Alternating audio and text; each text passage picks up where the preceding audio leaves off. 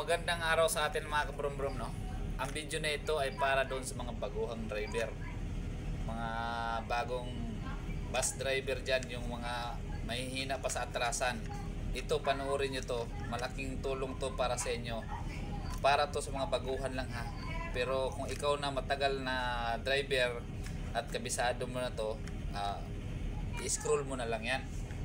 Pero kung gusto mo akong suportahan, i-follow mo na rin ako ha. So let's go.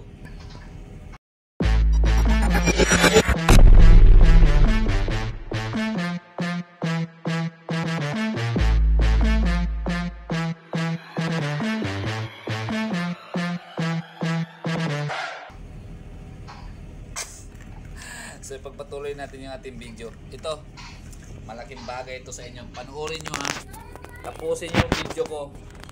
Ito lang naisip ko, maibahagi ko lang sa inyo para meron lang akong maibahagi sa inyo doon sa mga baguhang driver ha.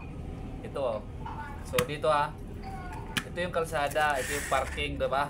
Parking, dito tayo parking, dito tayo papasok. Dito tayo papasok. Dito. Yan oh. Yan.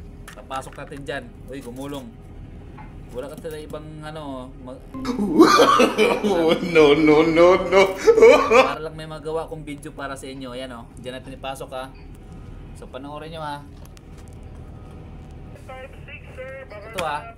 So dito yan. Kalsada dito guys. Dito tayo. Yan. Kunti-kunti tayong kakain dito. Yan. Kakain tayo dito. Kainin natin tong linya na to. No? Tapos gaganon tayo kakabig. Diba? Tatama siya dito pag didiretso tayo, kaya kunting kabig lang tayo, ganun lang. Diba? Oh. Yan, diba? Tatama yan siya pag kakabig ka kaagad. Kailangan yung gulong, kita nyo yung gulong guys. Ito gulong. Kailangan nakatutok mo dito sa kanto ha, bago tayo kumabig. Tingnan nyo ha. Yan. Tapos kailangan dito rin, tansya mo rin sa side mirror na hindi ka tatama. So dito, lampas na sa gulong. Kumabig ka na ngayon, tudo mo ng kabig yan.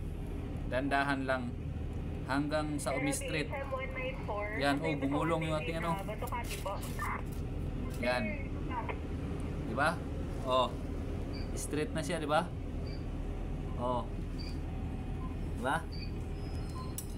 Oh, yan. Kapasok na, diba? Oh, sana may natutunan mga kabrum-brum.